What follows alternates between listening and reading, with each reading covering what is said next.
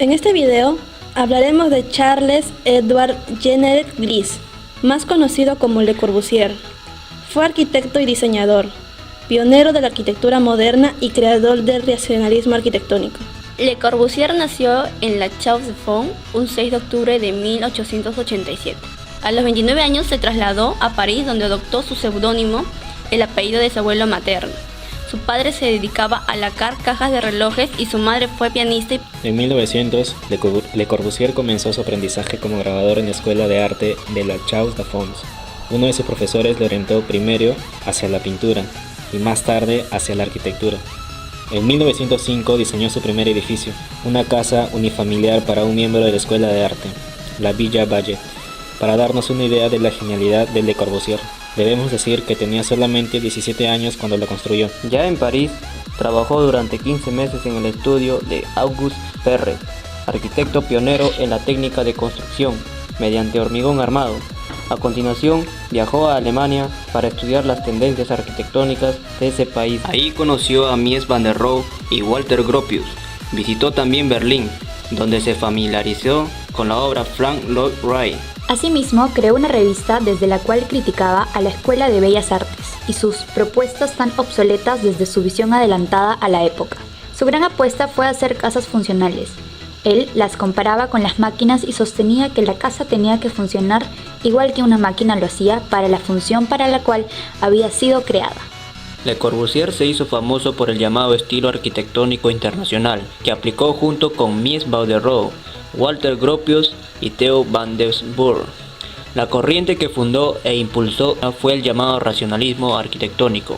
Difundió también sus ideas urbanas a través de los CIAN, donde también participó con los arquitectos y urbanistas Moisés Ginsburg y el Lissitzky, y difundió sus ideas también con uno de los documentos más importantes de la modernidad, la Carta de Atenas. El 27 de agosto de 1965, desobedeciendo las indicaciones de su médico, Le Corbusier fue a nadar mientras paseaba sus vacaciones en su cabaña. Fue encontrado muerto por unos pescadores, presumiblemente de un ataque al corazón. La Villa Savoye reúne los 5 puntos de Le Corbusier, por ello es un gran ejemplo de arquitectura moderna. Villa Savoye se levanta aislada del suelo sobre un sistema de pilotes. La parte principal de la vivienda, salón, comedor, cocina, dormitorios y baños, se encuentran ubicadas en la planta primera, mientras que la planta baja está ocupada por el hall y dependencias para el servicio, y cuenta con un garaje capaz de soportar 3 automóviles de la época, algo que fue un hito para la historia de la arquitectura y un gran adelanto para su tiempo.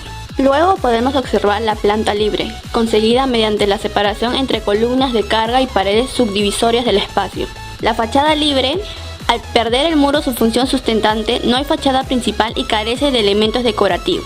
La cubierta plana es transformada en jardín, sustituyendo el tejado y recuperando la zona de suelo. La ventana longitudinal permite que el espacio natural, el espacio exterior, se integre con el espacio artificial, el interior, a la vez que uniformiza la entrada de luz. Todo el interior del hall se encuentra lo que representa el interés de Le Corbusier por la arquitectura sanitaria y la higiene. La vivienda se sitúa en 3 de los lados del piso superior. El cuarto lado, que va desde la fachada hasta la rampa, está ocupado por una gran terraza. Le Corbusier dijo, refiriéndose a la terraza: el verdadero jardín de la casa no estará en el suelo, sino elevado 3,5 metros. Este será el jardín desde donde podrá contemplarse todo el paisaje mucho mejor que desde abajo.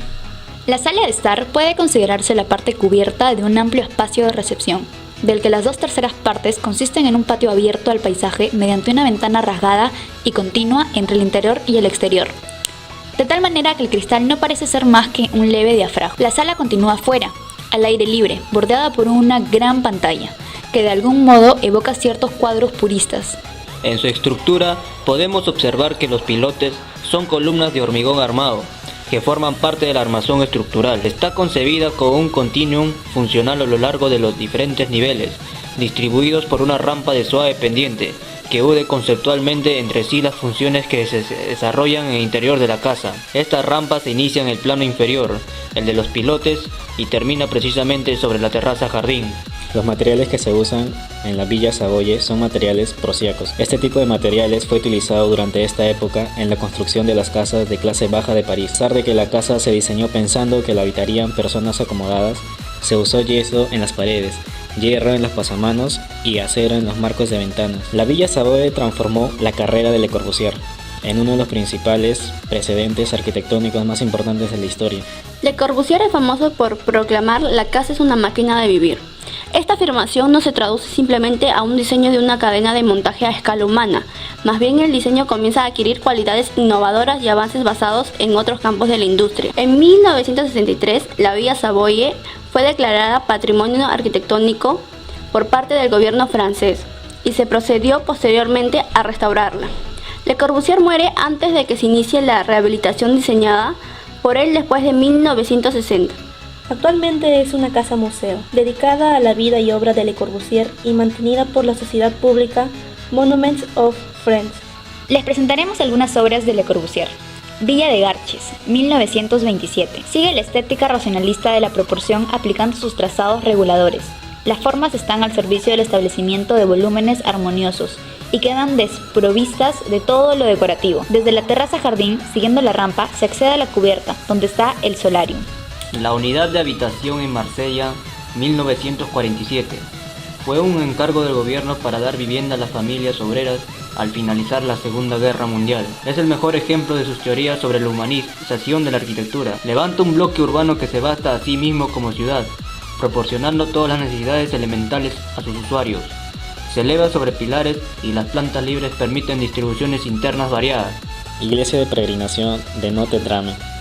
La iglesia se eleva en lo alto de una colina, antiguo lugar de peregrinación. Su planta es irregular. El exterior, de gruesos muros blancos, curvados e inclinados ligeramente, forma un volumen compacto escultórico rematado por una enorme cubierta.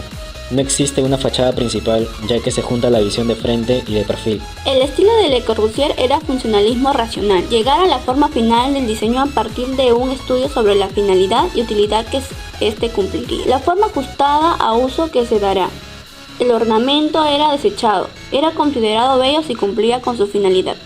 Estas teorías fueron aceptadas dentro del movimiento modernista. Resulta sorprendente que las obras de un arquitecto nacido hace ya 130 años sigan sirviendo de ejemplo para las nuevas generaciones. Y es que Le Corbusier fue un visionario que no se conformó con idear estructuras. Al realizar su primer trabajo en París, como un pionero en la técnica de la construcción con hormigón armado, el contacto con este material tuvo una importancia fundamental para Le Corbusier, ya que con los conocimientos adquiridos sentó las bases del brutalismo, apariencia áspera, acabados duros y uso de materiales estructurales. Le Corbusier publica el texto Le Pures, en el que específicamente reflexiona sobre el color. En el ámbito de la arquitectura, Le Corbusier no trata el color de manera experimental, sino que lo dispone de manera muy meditada y distingue aquellos tonos que son aptos para la arquitectura de los que no lo son. Al igual que ocurre en su pintura purista, Le Corbusier prioriza la forma respecto al color.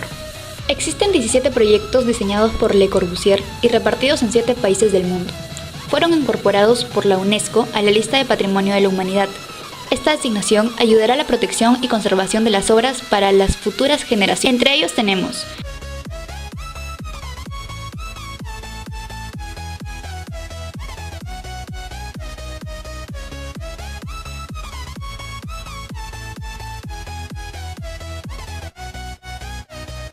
Finalmente, podemos concluir el trabajo diciendo que la arquitectura tuvo muchos cambios relevantes a partir de la apariencia de Le Corbusier. En su arquitectura se buscaba crear nuevas formas, más libres, menos rígidas, en donde se pudiera aprovechar el espacio y la luz.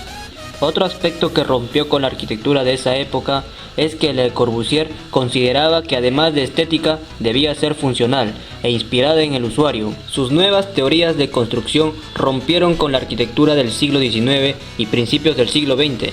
Hoy en día la obra y el razonamiento espacial de Le Corbusier siguen vigentes tanto en la práctica como en la enseñanza y en la teoría de la arquitectura. Como una de las figuras clave de la arquitectura moderna, la continuación del movimiento tiene en él y sus obras un referente directo. Si bien para muchas figuras del pensamiento arquitectónico contemporáneo, la modernidad es un movimiento obsoleto y por lo tanto las obras y premisas de su arquitectura no deben continuarse. Hay un grupo importante de arquitectos que continúan haciendo arquitectura en el espíritu de Le Corbusier.